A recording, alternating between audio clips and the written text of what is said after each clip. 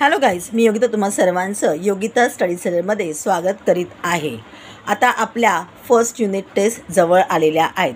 काही जणांच्या शाळेमध्ये तर ह्याच्या डेटसुद्धा अनाऊन्स झालेल्या असतील। तर मी तुमच्यासाठी प्रॅक्टिस पेपर आणलेला आहे। ह्या पेपरमध्ये आपल्याला एकूण मिळून 2 क्वेश्चन्स आहेत, question number 1 and question number 2। दोन्हीमध्ये आपला सब क्वेश्चन्स आहेत। क्वेश्चन नंबर 1 मध्ये ए मध्ये आहे फिल इन द ब्लँक्स, ह्याच्यामध्ये एकूण मिळून 3 क्वेश्चन्स आहेत, 3 मार्क आहेत। बी क्वेश्चन आहे मॅच द पेअर्स, ह्याच्यामध्ये आपल्याला 4 सब क्वेश्चन्स आहेत आणि त्याला एकूण मिळून मार्क आहेत 2। Question number 2 A solve any 5 sub questions, प्रत्येक क्वेश्चनला आपल्याला 1 मार्क आहे, त्यामुळे एकूण मिळून मार्क आहेत 5।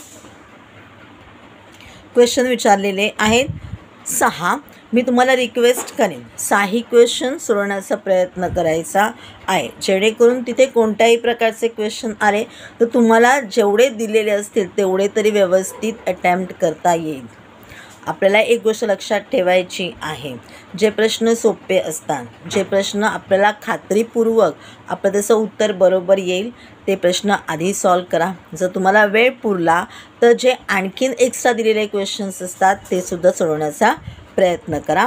क्वेश्चन नंबर 2 बी मध्ये सॉल्व एनी 5 क्वेश्चन्स, प्रत्येक क्वेश्चनला आपल्याला मार्क आहेत 2, म्हणजे एकूण मिळून मार्क आहेत 10। ह्याच्यामध्ये सुद्धा आपल्याला 6 सब क्वेश्चन्स विचारलेले आहेत, तुम्हाला एनी 5 अटेम्प्ट करायचे आहेत। मी पुन्हा परत तुम्हाला रिक्वेस्ट करीन, तुमच्या शाळेचा जो पेपर असेल तो मला याच नंबरवरती किंवा ह्याच्यामध्ये कमेंट बॉक्समध्ये लिहून पाठवा, त्याचा फोटो काढून पाठवा, जेणेकरून पुढच्या वर्षी आपल्याला जी मुलं आहेत त्यांना अधिकाधिक प्रॅक्टिस पेपर्स देता येतील।